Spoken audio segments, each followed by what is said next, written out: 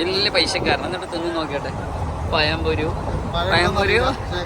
പഴംപൊരിയും പിന്നെ പപ്സും ഗായ്സ്.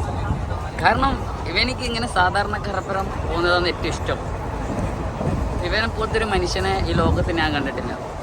എന്താ നോക്കിയട്ടെ, കോടീശ്വരൻ എന്താ അത് തിന്നുന്ന പഴംപൊരി. നമ്മളെ ദേശീയ ഭക്ഷണം. പറ.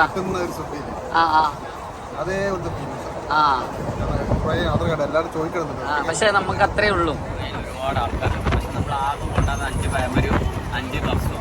അപ്പം 5 പപ്സിൽ 2.5 എനിക്കും 2.5 എനിക്കും. അപ്പോൾ ആ 2.5 ആകുമ്പോൾ നമുക്ക് കിട്ടൂല കൊടുത്തതിന്. പക്ഷെ നമ്മൾ അടുത്ത പ്രാവശ്യം ഒരുപാട് ആൾക്കാർക്ക് പഴംപൊരി പപ്സും വിതരണം ചെയ്യുന്നതായിരിക്കും. പക്ഷെ ഈ ട്രെയിനിൽ ആളെ എണ്ണം നമുക്ക് എടുക്കണം, എന്നാലേ പറ്റും. അല്ലാണ്ട് പോകില്ല.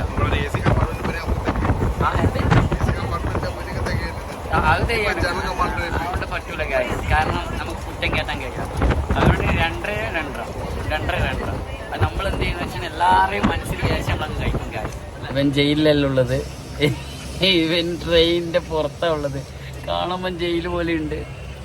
കമ്മിൻ്റെ പുറത്തായതുകൊണ്ട് ആരും തെറ്റിയെടുക്കരുത്. ഇവൻ ജയിലിൽ നിന്ന് ചായ കുടിക്കുന്നതല്ല, ട്രെയിനിൻ്റെ പുറത്തുനിന്ന് ചായ കുടിക്കുന്നതാണ്. ഞാൻ ട്രെയിനിൻ്റെ ഉള്ളിലും.